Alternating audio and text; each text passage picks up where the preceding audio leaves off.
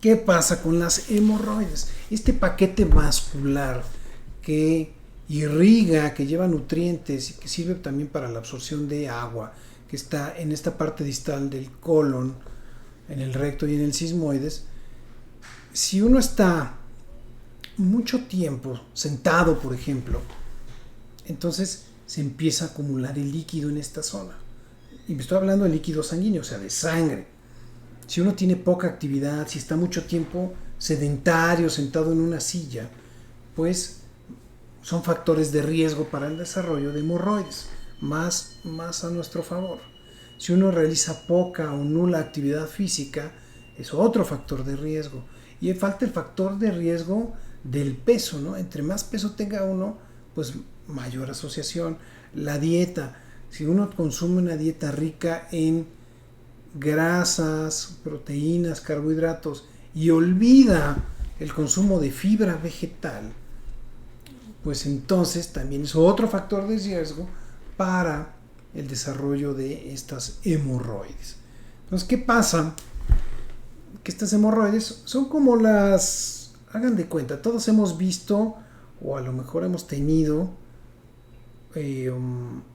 una insuficiencia venosa en las piernas, que es muy clásico, como los vasos de las piernas, por la edad, por la falta de actividad física, muchos factores muy parecidos, la pared del vaso sanguíneo se va inflamando y el vaso sanguíneo se ve hinchado, tortuoso.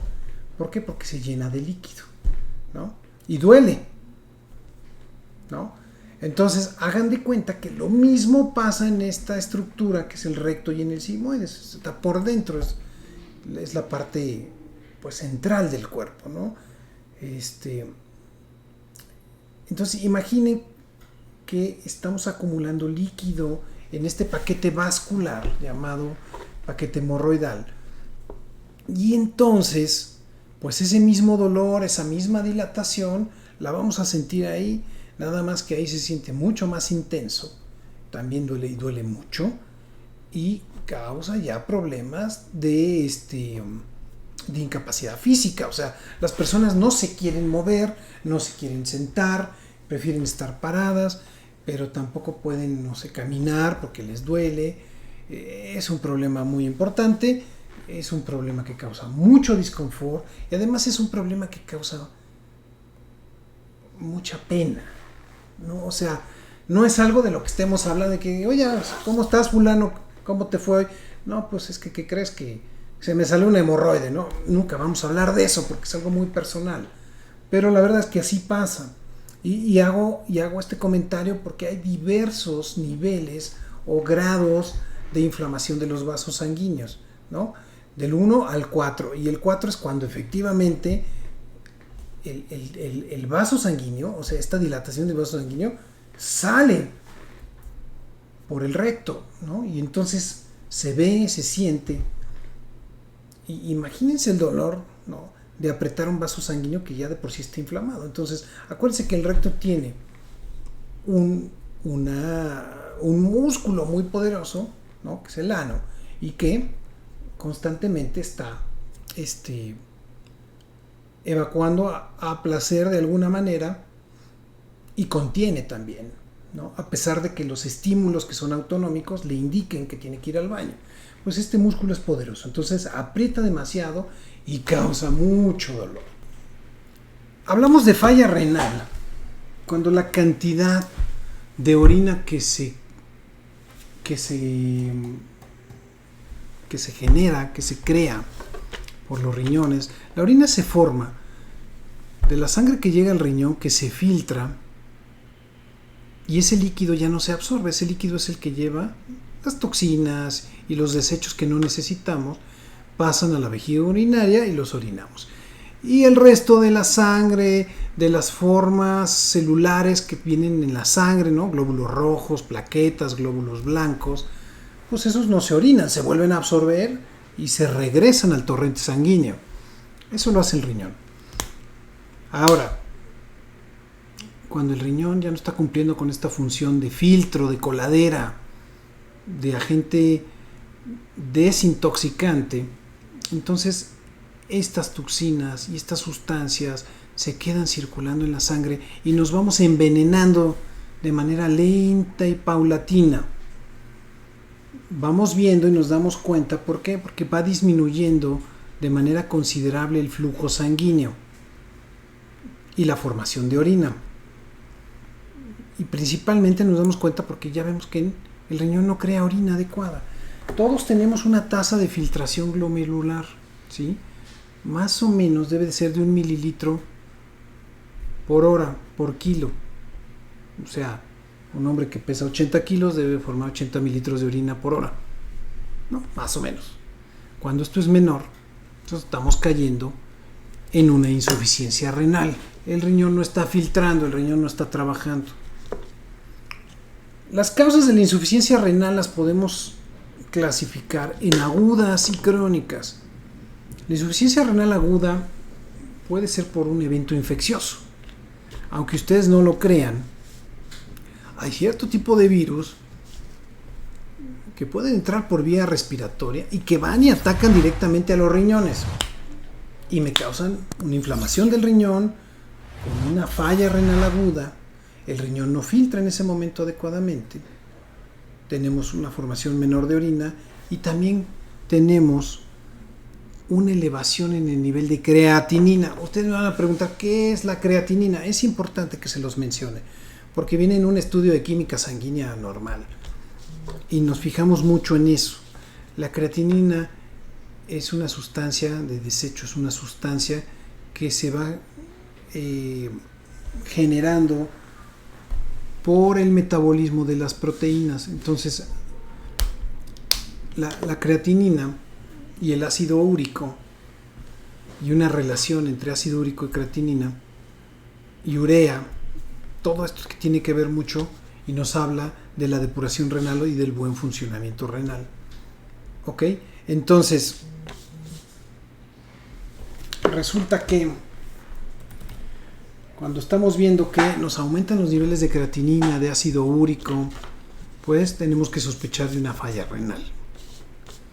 Entonces, en el caso agudo, esto sube súbitamente y la causa principalmente son eventos infecciosos. Déjenme les cuento otro evento que nos puede causar una insuficiencia renal aguda: un cuadro de gastroenteritis de diarrea agudo, rápido, donde disminuye la ingesta de líquidos y entonces, al disminuir la ingesta de líquidos, disminuye el flujo sanguíneo al riñón y el riñón empieza a tener problemas para eliminar estas sustancias, sufre y se elevan estos niveles de creatinina, de urea, de ácido úrico también. Entonces, esto es importante. Escucha tu salud con el Dr. Jaime del Río, un programa en donde encontrarás información relevante para ti y toda tu familia, llevado de la mano de expertos y especialistas en la materia. Comenzamos.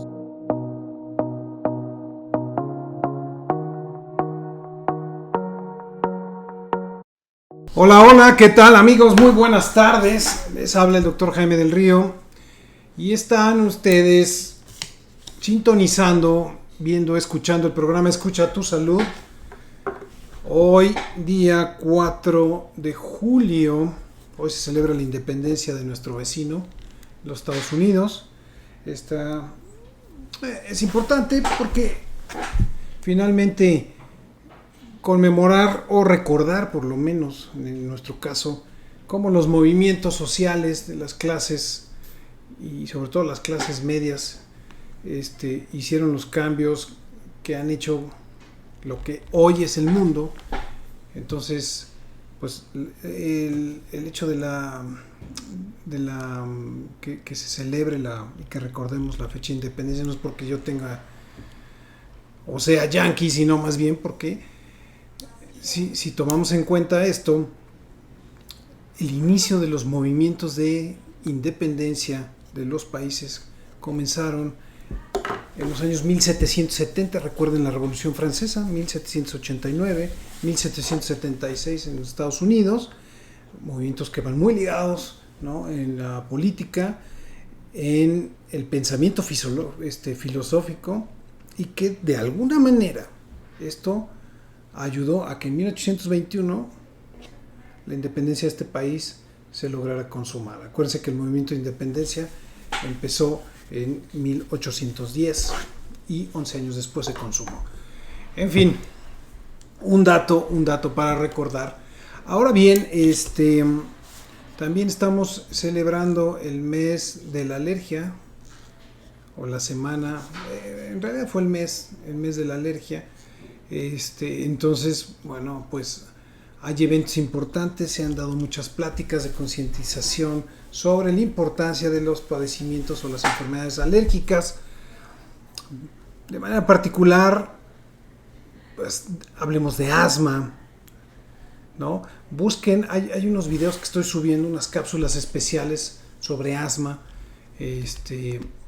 Búsquenlos, están en TikTok. Los videos no tienen mayor duración de 2 minutos, 2.5, ¿sí? Están ahí, pero también están en el perfil de Instagram, en el Facebook, en el YouTube, en todas las plataformas, ¿no? Entonces, son concisos, son precisos, son macizos, como dirían mis profesores en la universidad. Información útil, valiosa. Échenles un ojo, están bien padres, están didácticos, cortos además, si no tienen tiempo. Bueno, ¿qué más? Ya están entrando todos los muchachos en las vacaciones de verano, ¿no? Ya universidades, prepas ya nos llevan ventaja, primarias, secundarias están saliendo o están a punto de salir. Muchos de nuestros pacientes, de nuestras personas radioescuchas o que nos escuchan, pues están planeando, están por salir de vacaciones. Entonces, bueno, sé que hay inquietudes en cuanto a las temperaturas, a cómo se deben de cuidar, qué deben de hacer, la protección solar. Hay una serie de programas también donde he hablado mucho de la protección solar en la piel, que es muy importante. Hay un programa completito y algunas cápsulas. Por favor, búsquenlas en las plataformas, les va a ayudar mucho. ¿Sí? Hablamos también un poquito de quemaduras, hablamos también de cáncer de piel, todo esto relacionado con la exposición solar. Entonces, si tienen tiempo, si tienen ganas también, échenle un ojo que seguramente va a ser de mucho interés, ¿no? Cuídense mucho, diviértanse, descansen, ¿no? Los descansos son obligados, ¿no? El cuerpo lo resiente después de tanto tiempo, de manera particular cuando son meses y meses sin vacaciones. Hay que recordar que este país era uno de los países que tenía menos vacaciones en el mundo, y de hace, ¿qué será?, un par de meses se hizo una modificación a la Constitución para que todos, sin excepción, tuvieran el primer año 12 días de vacaciones contra 6, ¿no? O sea, en un plumazo se aumentó el doble de las vacaciones, ¿no? Lo cual es fantástico. Y esto que va comparado contra estas personas que viven en países europeos, sobre todo, que llegan a tener 30, 45 y hasta 2 meses de vacaciones. Pero bueno, por algo se empieza. En fin, la semana pasada estuvimos platicando temas muy interesantes, por ahí se nos quedó uno pendiente, ¿no? Sobre el tema de hemorroides, que creo que es bien interesante. Hubo mucho interés por parte de todos ustedes cuando hablamos de gastritis, cuando hablamos de reflujo, cuando hablamos de enfermedad ácido péptica, que es el nombre médico que le damos. También hablamos un poquito de colitis. Y bueno, yendo más abajo a la parte final del colon, vamos a hablar del recto y las hemorroides. Y el día de hoy venía escuchando una historia que me pareció muy importante, que va a ser el motivo del segundo tema. También es un tema complejo. Era un reportaje que en Radio Fórmula, ¿no?, que presentaron el programa de Ciro, y hablaba sobre los problemas que está teniendo el estado de Michoacán, sobre todo la atención de los pacientes con enfermedad renal terminal o insuficiencia renal crónico terminal, aquellos que necesitan diálisis o hemodiálisis o necesitan un trasplante. Y se hablaba de que pues no tenían la atención adecuada, que no había los recursos, que no se les hemodializaba, se les daba citas hasta 6 meses después. Y 6 meses después ya se murieron, ¿no? O sea, ese tipo de incongruencias que desgraciadamente pasan. Y bueno, quiero que hablemos un poco de la insuficiencia renal, porque si bien es cierto, es un tema de mucho interés, ¿no? O sea, ¿qué pasa con los riñones? ¿Por qué se les dice, o por qué se dice falla renal? ¿Cuándo es aguda? ¿Cuándo es crónica? Es un tema bastante vasto y bueno además. Mándenme sus comentarios, mándenme sus preguntas, que aquí las respondemos, las leemos y van a ver que nos la vamos a pasar muy bien. Así que vamos a empezar con el primer tema, ¿no? Yo les hablaba sobre las enfermedades del estómago, del intestino y del colon, de todo el aparato gastrointestinal. Y de las más frecuentes, pues, consideraba que la enfermedad por reflujo gastroesofágico era una de ellas, de la cual hablamos. Hablamos del cáncer gástrico también. Esto, si no lo vieron en el programa pasado, búsquenlo, ahí está, en estas plataformas. También hablamos de colitis. ¿Qué onda con la colitis? ¿Qué pasa? Y finalmente, en la parte distal del colon, acuérdense que el colon es el aparato o el tubo donde se absorben toda el agua de la materia, de las heces que van transitando por el intestino. Y es el que está lleno de bacterias principalmente. Y esto permite la absorción de ciertas vitaminas como la vitamina K y todos los líquidos, ¿no? Ahí es donde las heces pierden esa consistencia acuosa, semilíquida, y se vuelven ya semisólidas, ¿ok? Entonces, acuérdense que el colon debería de tener, o tiene en teoría, una especie como de forma de herradura invertida en el estómago. Y por medio de ese marco cólico, como le llamamos, va transitando las heces fecales. Tiene una especie como de pequeños prominencias que va haciendo que el tránsito sea lento a través del colon, ya no tan rápido, ¿sí? Como especie de pequeña cisterna, ¿no? O sea, se llena una y luego se pasa a otra y luego a otra y a otra. Y esto es plan con maña, o sea, disminuimos la velocidad del tránsito intestinal para la absorción de líquidos.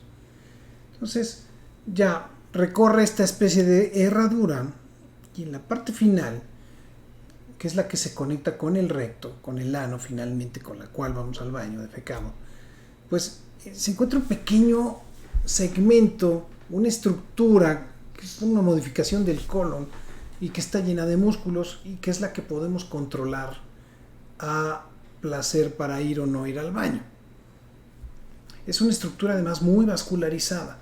Hay muchos vasos sanguíneos que se encuentran ahí. Este es el recto y el sigmoides. Estas dos estructuras, hagan de cuenta que es una especie como de cono, ¿sí? O sea, nosotros traemos un calibre de lo que es el colon y se va haciendo pequeño, pequeño, pequeño, hace una especie, el sigmoides, como de S, una S muy amplia, y después termina en un cono, que eso es lo que es el recto. ¿De acuerdo?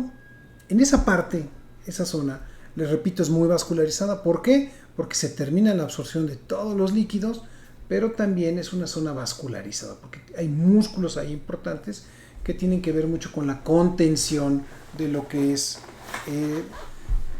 las ganas, la necesidad de ir al baño, ¿sí? Entonces, bueno, ¿qué pasa con las hemorroides? Este paquete vascular que irriga, que lleva nutrientes y que sirve también para la absorción de agua, que está en esta parte distal del colon, en el recto y en el sigmoides. Si uno está mucho tiempo sentado, por ejemplo, entonces se empieza a acumular el líquido en esta zona.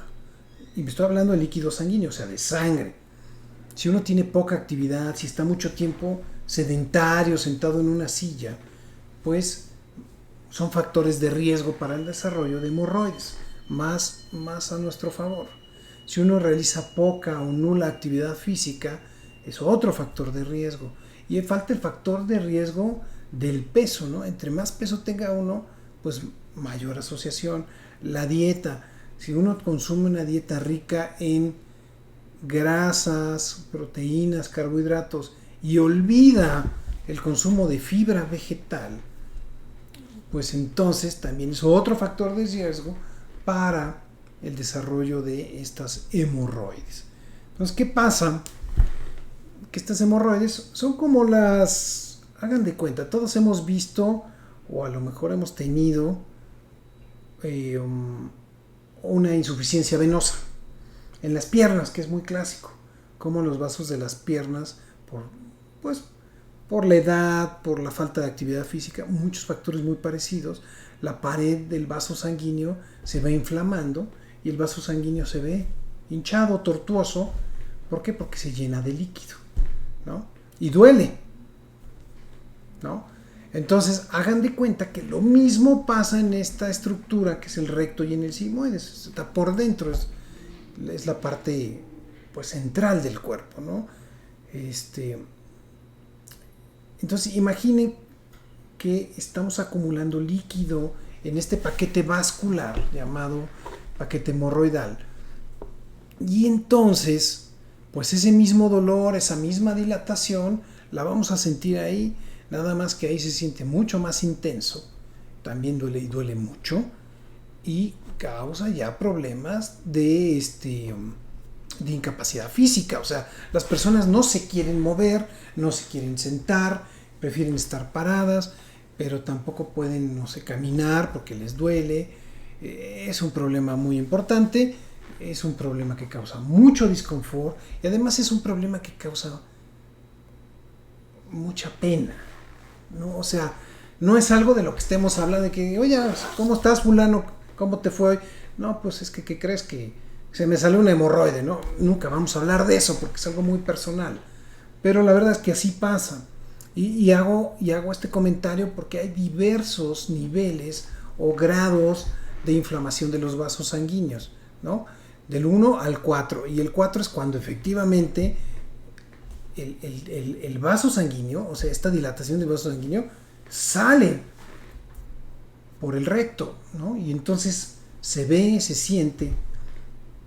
Y imagínense el dolor, ¿no?, de apretar un vaso sanguíneo que ya de por sí está inflamado. Entonces, acuérdense que el recto tiene un músculo muy poderoso, ¿no?, que es el ano, y que constantemente está evacuando a placer de alguna manera y contiene también, ¿no?, a pesar de que los estímulos que son autonómicos le indiquen que tiene que ir al baño. Pues este músculo es poderoso, entonces aprieta demasiado y causa mucho dolor, ¿de acuerdo? Entonces, ese es el grado 4, pero hay grados que son menos, ¿no? Grado 3, grado 2 y grado 1. El grado 1 es cuando hay una discreta dilatación, las molestias son muy ligeras y pudieran pasar incluso asintomáticas, ¿no? Tenemos el grado 2 y el grado 3, donde el vaso se va haciendo más tortuoso y empieza el disconfort, empieza sobre todo el dolor y este disconfort al estar acostado o sentado. Entonces, esto es importante. Además, desgraciadamente los tratamientos también son un tanto ortodoxos, ¿no? Es decir, son molestos y pues tiene que ser por vía de aplicación intrarrectal, ¿no? O sea, tenemos aquellos, o sea, porque por ejemplo, cuando tenemos una insuficiencia venosa, se pueden tomar agentes que son vasoactivos, es decir, que ayudan a a aumentar el tono vascular, es decir, fortalecen la pared del vaso sanguíneo, lo hacen más rígido, el músculo, todos los vasos sanguíneos tienen una capa muscular microscópica que es la que permite que el vaso se contraiga y se dilate. Una vena tiene menos músculo que una arteria tiene mucho más músculo y es más fuerte porque tiene que contener mayor presión del flujo sanguíneo. pero estructuralmente se parecen mucho. Ahora, estas tabletas que son agentes vasoactivos, ¿no? Ayudan a regular el tono, y entonces al tener más tono muscular, pues el vaso sanguíneo se dilata menos y se resuelven los problemas leves. Pero ¿qué creen? Resulta que a ese nivel, a nivel rectal, no trabaja tan bien, no es tan efectivo. Entonces, pues no es una buena opción. La otra opción, y ya cuando son casos ya mucho más graves y mucho más dolorosos y hasta de urgencias, porque esto puede generar una urgencia, ¿sí? Pues se utilizan este tipo de pomadas que se aplican intrarrectal, que tienen un esteroide para desinflamar lo más rápido posible, que tienen un analgésico tipo gilocaína y un antiinflamatorio. Entonces, alivian inmediato y tratan de aliviar el problema a mediano plazo. Entonces, pues, repito, o sea, el problema es que son tratamientos incómodos y que son tratamientos que además no nos gusta, porque a nadie le gusta estarse aplicando una pomada, ¿verdad? Por ahí. Entonces, pero a veces pues se tienen que utilizar, porque si no, el dolor es tan fuerte que nos puede llevar al hospital. Si uno tiene un vaso sanguíneo que está mucho tiempo apretado, aprisionado, tortuoso, puede generar una trombosis. Y esto es mucho más delicado. ¿De acuerdo? Ahora,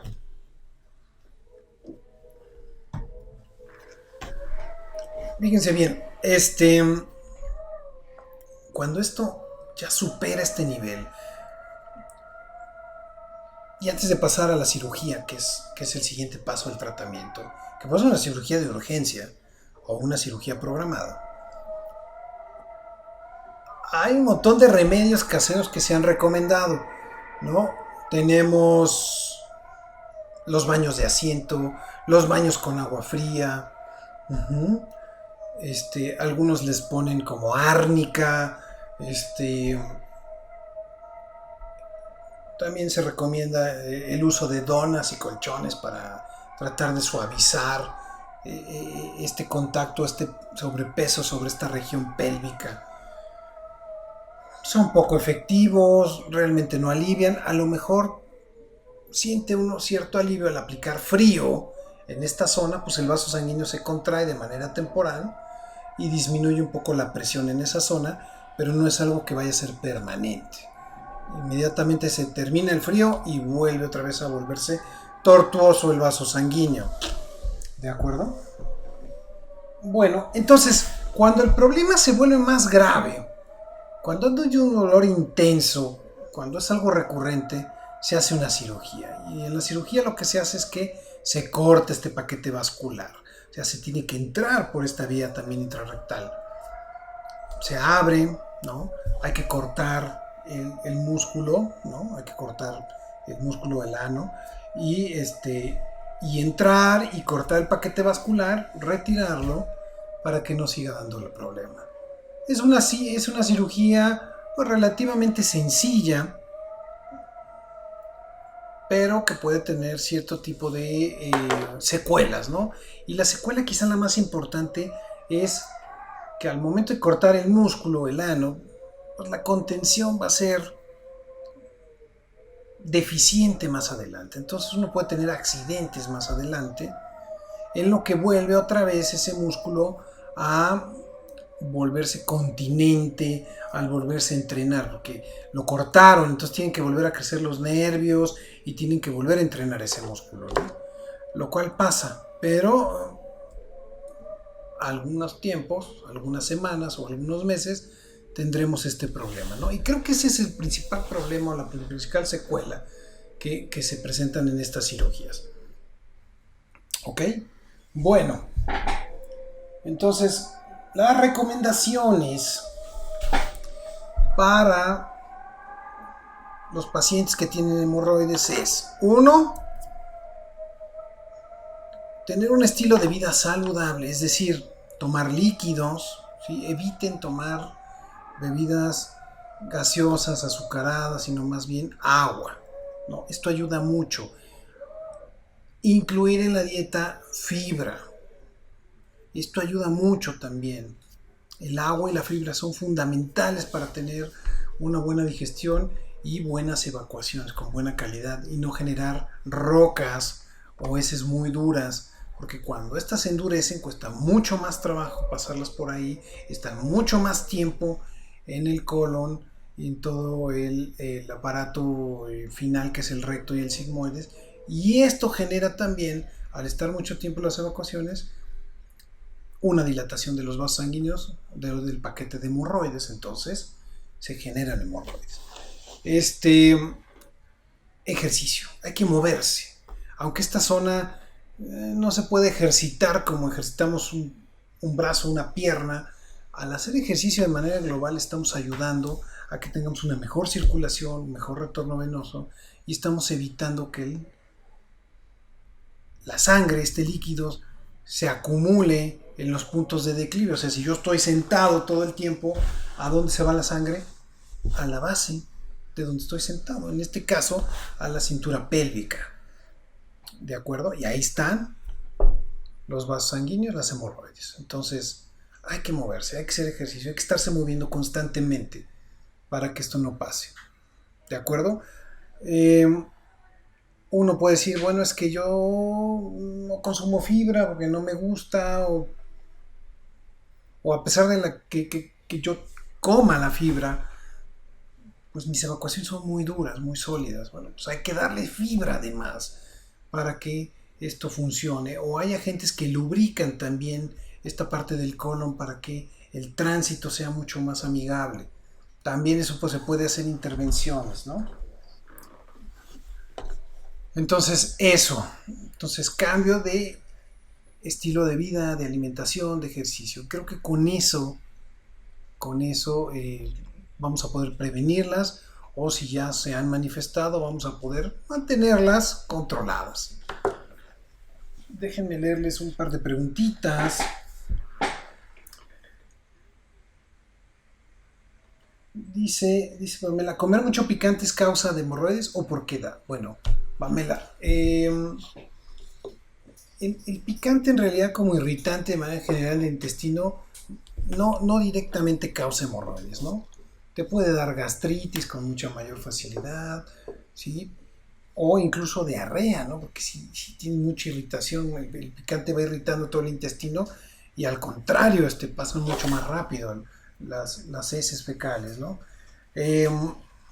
Pero, como ya dijimos, da por el sedentarismo, da por el peso excesivo, da por la falta de fibra en la dieta, por la falta de líquidos, por todo eso da. Y sin duda hay ciertos factores que están relacionados con la genética, entonces pues no es el factor principal, pero también puede influir, ¿no?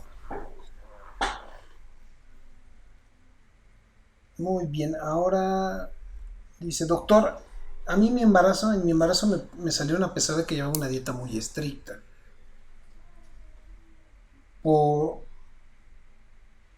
Creo que aquí se fue la luz, pero seguimos bien, ¿no? Bien. El comer... Perdón, estoy conectando aquí la planta. A mí en mi embarazo me salieron a pesar de que llevaba una dieta muy estricta.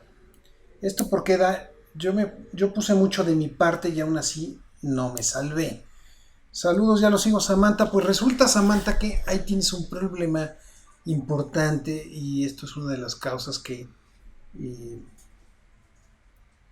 pues es un factor de riesgo que no mencionamos, el embarazo. ¿Por qué? Porque tú estás teniendo un incremento de la presión intraabdominal de un bebé que pesa 3, 4, 5 kilos. Bueno, 5 es mucho, pero bueno, el bebé por sí solo va a pesar 3, 3 y medio, más los líquidos, más el aumento de peso corporal. Y además, recuerda que en lo que va creciendo ese abdomen, ese embarazo, ese útero, todas las estructuras, incluidos los intestinos, los va desplazando. Pues ahí los está presionando y está generando presión en todo el intestino, en todo el aparato. Y finalmente, la presión del embarazo, de este aumento de volumen y de peso, recae en la pelvis de la mujer. Entonces esto aumenta la presión también de los vasos sanguíneos y por eso te dio hemorroides.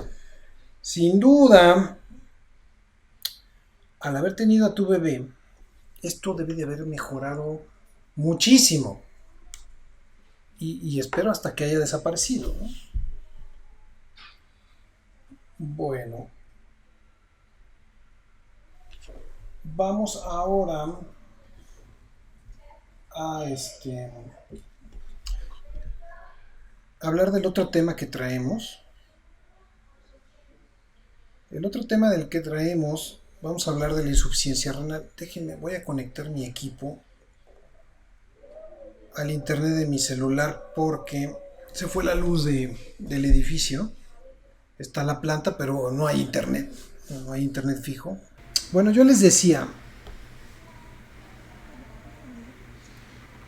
que el día de hoy estaba oyendo sobre una situación, un problema de salud. Y no solo en Michoacán es el único estado, o sea, problemas de salud hay en todos los estados en este país, hombre, desgraciadamente. Pero resulta que muchas personas que tenían este problema de insuficiencia renal estaban presentando problemas de atención. No se les brindaban las consultas adecuadas, los medicamentos, no tenían acceso ni a las hemodiálisis ni a las diálisis peritoneales. Entonces, vamos a hablar de eso. Creo que es importante que tratemos esos temas, porque hablamos de este tema sin tener pleno conocimiento. Entonces, miren, a principios del 2020 hay un programa que hice con un amigo, el doctor Romo, es nefrólogo, y hablamos de la salud renal. Déjenme les cuento un poquito de los puntos más importantes de ese programa. Entonces, ¿por qué son importantes los riñones? Los riñones son un órgano, son dos riñones, uno que está localizado en la parte lumbar o en la parte baja de la espalda, uno de cada lado, al lado de la columna vertebral, en esta región posterior. Son dos estructuras que son fundamentales para la vida.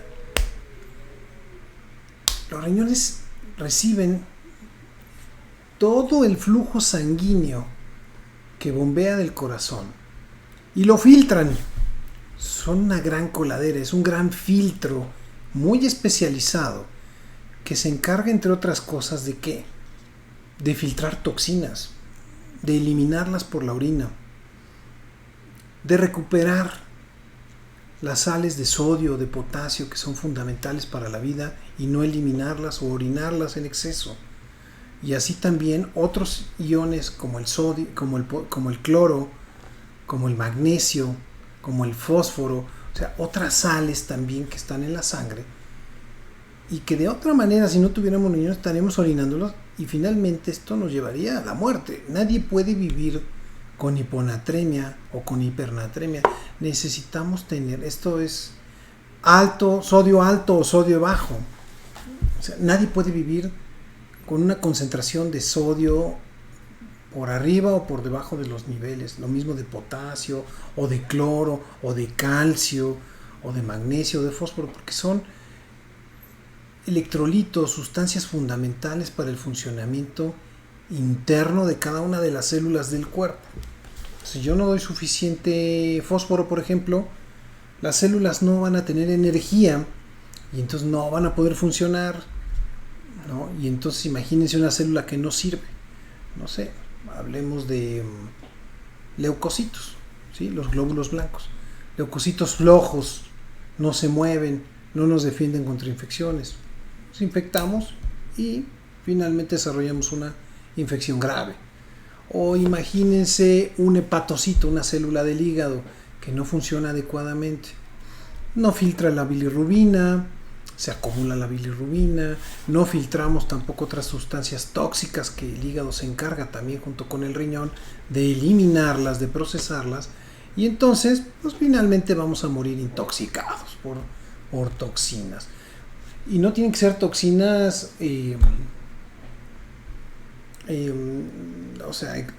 exógenas, por ejemplo, no sé, un veneno, una cosa de este tipo. No, estoy hablando de las toxinas que se generan todos los días por el consumo de proteínas, de carbohidratos, ¿sí? Todos los metabolismos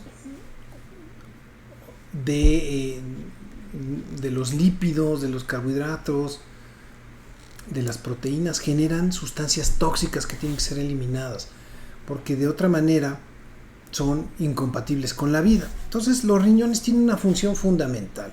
Otra de las funciones muy importantes de los riñones es que regulan la presión sanguínea.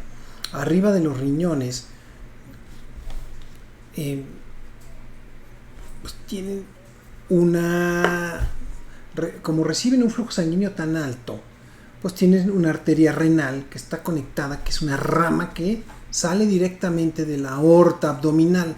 Acuérdense que la aorta es el vaso sanguíneo más grande y potente, poderoso que tiene el ser humano. O sea, la aorta es el principal órgano, el principal vaso que va distribuyendo sangre a todos lados. Entonces, sale directo del corazón, ¿sí? Y tenemos la aorta gira prácticamente en 180 grados, ¿no? Que sale del corazón un poquito más y desciende por todo el tórax, el abdomen, y llega hasta las piernas y se bifurca, ¿sí? Y esta irrigación va a cada uno de los brazos. Pero en la parte superior también tiene vasos principales para el cerebro y para cada una de las extremidades. Bueno, entonces a lo que voy. Entonces, de la aorta salen las arterias renales, esas arterias que llevan sangre al riñón. Entonces, por lo tanto, recibe un flujo sanguíneo constante, poderoso. En estas zonas hay receptores que se encargan de regular la presión sanguínea. Hagan de cuenta que son como pequeñas espirales, como un resortito que va alrededor. Ese es uno de los receptores que va alrededor de la arteria renal y detecta cuando se dilata, cuando crece de tamaño, porque está recibiendo mucho flujo sanguíneo. Y entonces dice, cuidado, esto está exagerado, la presión sanguínea que me está bombeando el corazón es muy alta, necesitamos que se regule y que baje la presión sanguínea. Entonces, por ciertos mecanismos, con liberación de ciertas hormonas, las glándulas suprarrenales que están arriba del riñón, entre otras cosas, regulan la presión sanguínea. Entonces, otra cosa que es muy importante. Y hablando de paso de las glándulas suprarrenales, también regulan las actividades del ciclo del día y de la noche, o del ciclo de la vigilia, o el ciclo circadiano, como le llamamos en el argot médico. O sea, cuándo despertar, cuándo dormir, cuándo tener más energía, cuándo le avisa al cuerpo que tiene que entrar en un estado de reposo, ¿no? Todo eso lo regula. ¿Sí? Otra cosa que regula, la liberación de adrenalina, por ejemplo. ¿Qué pasa cuando tenemos un susto, cuando estamos sometidos a una situación de estrés, cuando estamos bajo peligro? Pues la liberación de adrenalina que viene de las glándulas suprarrenales es aquella cosa que nos da el punch, la estamina o la energía necesaria para que podamos responder a ciertos obstáculos o peligros inminentes, ¿no? Entonces eso también está en las glándulas suprarrenales. Por lo tanto, el riñón es una estructura sumamente importante y sumamente vital para la vida. ¿Ok? Los pacientes que no tienen un adecuado funcionamiento renal empiezan a tener problemas. Y es lo que vamos a ver. ¿Qué está pasando? Hablamos de falla renal cuando la cantidad de orina que se genera, que se crea por los riñones. La orina se forma de la sangre que llega al riñón, que se filtra y ese líquido ya no se absorbe. Ese líquido es el que lleva las toxinas y los desechos que no necesitamos, pasan a la vejiga urinaria y los orinamos. Y el resto de la sangre, de las formas celulares que vienen en la sangre, ¿no? Glóbulos rojos, plaquetas, glóbulos blancos, pues esos no se orinan, se vuelven a absorber y se regresan al torrente sanguíneo. Eso lo hace el riñón. Ahora, cuando el riñón ya no está cumpliendo con esta función de filtro, de coladera, de agente desintoxicante, entonces estas toxinas y estas sustancias se quedan circulando en la sangre y nos vamos envenenando de manera lenta y paulatina. Vamos viendo y nos damos cuenta, ¿por qué? Porque va disminuyendo de manera considerable el flujo sanguíneo y la formación de orina. Y principalmente nos damos cuenta porque ya vemos que el riñón no crea orina adecuada. Todos tenemos una tasa de filtración glomerular, ¿sí? Más o menos debe de ser de 1 mililitro por hora, por kilo. O sea, un hombre que pesa 80 kilos debe formar 80 mililitros de orina por hora, ¿no? Más o menos. Cuando esto es menor, entonces estamos cayendo en una insuficiencia renal. El riñón no está filtrando, el riñón no está trabajando. Las causas de la insuficiencia renal las podemos clasificar en agudas y crónicas. La insuficiencia renal aguda puede ser por un evento infeccioso. Aunque ustedes no lo crean, hay cierto tipo de virus que pueden entrar por vía respiratoria y que van y atacan directamente a los riñones y me causan una inflamación del riñón con una falla renal aguda. El riñón no filtra en ese momento adecuadamente, tenemos una formación menor de orina y también tenemos una elevación en el nivel de creatinina. Ustedes me van a preguntar, ¿qué es la creatinina? Es importante que se los mencione, porque viene en un estudio de química sanguínea normal y nos fijamos mucho en eso. La creatinina es una sustancia de desecho, es una sustancia que se va generando por el metabolismo de las proteínas. Entonces, la creatinina y el ácido úrico, y una relación entre ácido úrico y creatinina y urea, todo esto que tiene que ver mucho y nos habla de la depuración renal y del buen funcionamiento renal. ¿Ok? Entonces, resulta que cuando estamos viendo que nos aumentan los niveles de creatinina, de ácido úrico, pues tenemos que sospechar de una falla renal. Entonces, en el caso agudo, esto sube súbitamente y la causa principalmente son eventos infecciosos. Déjenme les cuento otro evento que nos puede causar una insuficiencia renal aguda: un cuadro de gastroenteritis de diarrea agudo, rápido, donde disminuye la ingesta de líquidos y entonces, al disminuir la ingesta de líquidos, disminuye el flujo sanguíneo al riñón y el riñón empieza a tener problemas para eliminar estas sustancias, sufre y se elevan estos niveles de creatinina, de urea, de ácido úrico también. Entonces, esto es importante. Y en los casos crónicos, que estos sí son debido, ya pueden ser problemas, aunque no se ha demostrado que directamente sea una cuestión genética, pero puede haber cierta relación. Hay una predisposición para que el riñón deje de funcionar. Muchas de las causas no son conocidas, ¿no? A veces puede haber una malformación arteriovenosa, a veces hay una alteración inmunológica donde de repente formamos anticuerpos para el riñón y de repente pues, atacan directamente el riñón, desgraciadamente. Déjenme, me están avisando que se cortó la llamada con la estación, con imperfecto. Entonces, en los casos de insuficiencia renal crónica, les decía de las causas que son inmunológicas. Una de las teorías más aceptadas es que tuvimos en algún momento una infección por algún virus, algún bicho, ¿no? Ni siquiera sabemos cuál. Y este bicho tiene cierta similitud con estructuras o células del riñón, con los podocitos, con los glomerulos. El riñón está lleno de estructuras, ¿sí? Cada una tiene una función.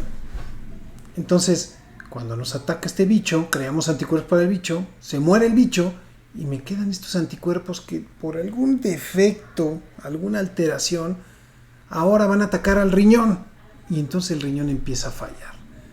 ¿Sí? Lo empiezan a atacar, empieza a inflamarse, empieza a perder su función y caemos en una insuficiencia renal crónica, y hablamos de una crónico terminal cuando la función renal está por debajo del 30%. Una persona puede vivir con un riñón, así como puede vivir con un pulmón, pero ninguno de los dos podemos vivir sin riñón y sin pulmón. Son órganos vitales. Incluso podemos vivir con la mitad de un riñón. Fíjense, es tan impresionante la función renal que podríamos vivir con eso. Ahora, ¿qué pasa cuando ya no sirven los riñones? Y aquí vienen las diálisis. Y me voy a apurar con esto. Entonces, necesitamos sacar todas esas toxinas para que no estén en la sangre. Y hay dos formas de hacer diálisis. Está la clásica diálisis peritoneal, donde se introduce una bolsa de líquido de unos 4 litros más o menos en el peritoneo, que es por debajo del abdomen, o sea, todo el abdomen. Ustedes piensen que abajo de toda esta capa de grasa, abajo de los músculos que tenemos en el abdomen, pues ya viene el intestino, pero antes del intestino hay una capa que envuelve, una bolsa que se llama peritoneo, y ahí es donde depositamos el líquido, y esto va a hacer que a través de los vasos sanguíneos mesentéricos o de lo que son lo que irriga a todos los intestinos, se haga este intercambio de toxinas y salga y las jale este líquido por un medio de presiones, ¿no? A través de, lo voy a explicar de una manera muy sencilla, le llamamos presión osmótica, es decir, las toxinas van a correr de un medio de mayor presión a menor presión, o sea, de la sangre al líquido que tiene menor presión osmótica, ¿sí? Es como poner, no sé, muy fácil, les voy a dar este ejemplo que yo creo que sí lo van a entender. Cuando uno se hincha y el dedo está todo hinchado, uno mete el dedo en agua con sal y entonces lo que va a hacer es que va a jalar líquido esta agua con sal, ¿sí? Pues más o menos hace lo mismo la bolsa de diálisis. Jala las toxinas, ¿no? Este proceso se tiene que aplicar cada tercer día, dura entre 4 y 5 horas, entonces es algo muy complejo. Finalmente los pacientes no toleran, hay infecciones peritoneales o peritonitis, y los pacientes mueren finalmente, o sea, no tienen una buena calidad de vida. Y el porcentaje de sobrevida a 5 o 10 años pues va disminuyendo considerablemente. La otra cosa que existe que es un poco más efectiva es la hemodiálisis. En la hemodiálisis lo que se hace es que se conecta a un aparato que tiene ciertos filtros que va a funcionar como un riñón y me van a conectar 2 catéteres, uno venoso y uno arterial, donde me van a sacar la sangre, va a circular por este aparato y me la regresan. Este proceso dura pocos minutos, el ir y venir, este ciclo, esta asa, ¿no? De que me sacan la sangre y regresa, pero piensen que son 6 litros de sangre, entonces, por lo tanto, una hemodiálisis se va a durar aproximadamente 1:30, 2 horas, ¿no? Y también tiene sus riesgos, infecciones, reacciones alérgicas, o sea, nada que sustituya un riñón, por supuesto, ¿no? Entonces, en resumen, pues hay que cuidar nuestros riñones porque son muy importantes y tener una buena salud renal, tener buenos hábitos, no comprometer la función renal. Déjenme les leo algunos comentarios. Dice, doctor, al hacer esfuerzo pueden salir las hemorroides. Pues sí, claro, o sea, ejercer presión en la pared muscular va a hacer presión también en la pared de pelvis y puede generar también hemorroides, ¿no? ¿Se pueden ver o se pueden sentir? Por supuesto, ¿no? Cuando se ven, es difícil que uno se vea, ¿no? Pero supongamos que se puede ver. Es cuando ya tienes un nivel 4, ya cuando salió por completo de lo que es el recto. Es un vaso muy crecido, es un vaso muy doloroso, muy tortuoso, muy grande. Hay que arreglarlo, hay que cortarlo, hay que atenderlo. Sí, gracias, Sergio. A ver, doctor, mi papá tuvo diabetes y después insuficiencia renal. ¿Esto por qué se da? Fue un sufrimiento constante. Pues le da más a los diabéticos. ¿Por qué les da más a los diabéticos? Saludos, Alberto. Alberto, gracias por el comentario. Es un hecho. El riñón también regula la cantidad de azúcar que tenemos en la sangre. Entonces, los diabéticos recuerden que tienen una cantidad de azúcar alta en la sangre porque no son capaces de metabolizarla. Entonces, el azúcar va dañando también al riñón porque se va quedando dentro del riñón. Y esto causa inflamación y causa un fallo renal, infecciones, y a la larga el riñón cae en insuficiencia renal también. Y entonces es una complicación también, y de las frecuentes. Dice, doctor, ¿la insuficiencia renal se da por una mala dieta o una enfermedad en concreto? También Sergio, gracias. Pues mala dieta podría decir que no por completo, ¿no? Es importante tomar líquidos, agua. Esto sí es vital para todo nuestro funcionamiento del cuerpo, del sistema, del cuerpo humano. Poca agua, consumir bebidas gaseosas, todo eso incrementa la carga renal porque son solutos, porque tiene que trabajar más el riñón para eliminarlas, ¿no? Y si yo no le doy suficiente líquido en donde pueda diluir esto para que lo orine, hago trabajar más a mi riñón. Entonces sí es importante. Y la otra es que enfermedades inmunológicas por agentes desconocidos hasta la fecha, ¿sí? Diabetes, ¿no? Ya lo mencionó Alberto, también me causa insuficiencia renal, ¿ok? La hipertensión a la larga también puede dañar el riñón, ¿no? Tanta presión que reciba, tanta presión, tanto tiempo. Entonces sí, esas son algunas de las causas más frecuentes, Sergio. Dice, doctor, mi papá tuvo diabetes con más de 10 años y al final lo diagnosticaron con insuficiencia renal. ¿Ello fue por tener diabetes o porque no llevaba la dieta? Saludos, ya lo seguimos, Dan. Gracias, Dan. Pues sí, Dan, como lo comenté, la diabetes, el exceso de azúcar de manera crónica daña el riñón y hace que falle finalmente. El riñón no está diseñado para tener azúcar y para tener altas cantidades, no las puede eliminar. Un riñón puede compensar una carga de azúcar y orinarla hasta cierto punto, hasta 150 miligramos, y vaya orinando azúcar, pero después de eso el azúcar es imposible que salga por el riñón, o sea, que salga por completo, que la orinemos, ¿no? Se queda en la sangre y se queda en los tejidos y en los órganos. Buenísima pregunta, dice Patricia.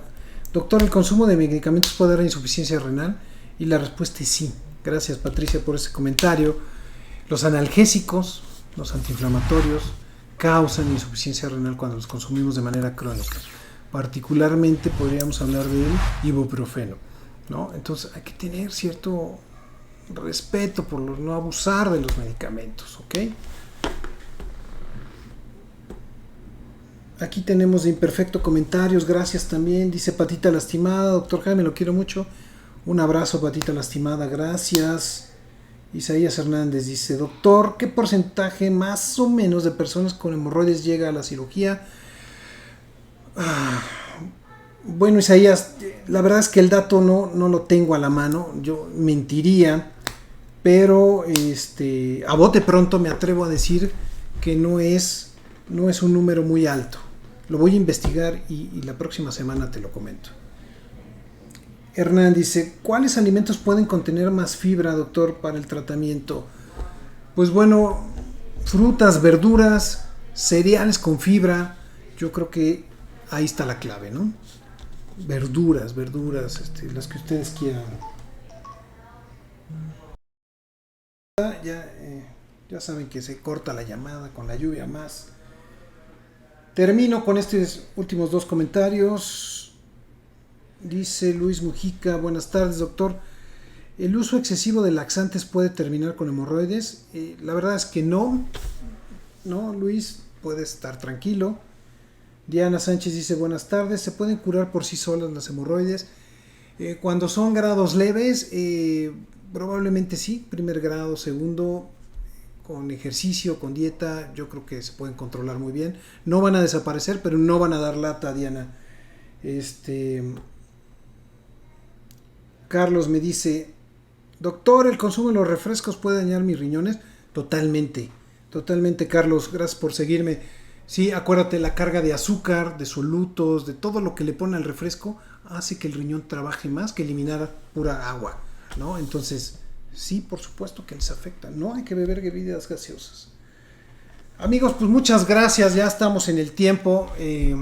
Gracias por escucharnos en Imperfecto, por todos aquellos que se conectan con las redes sociales.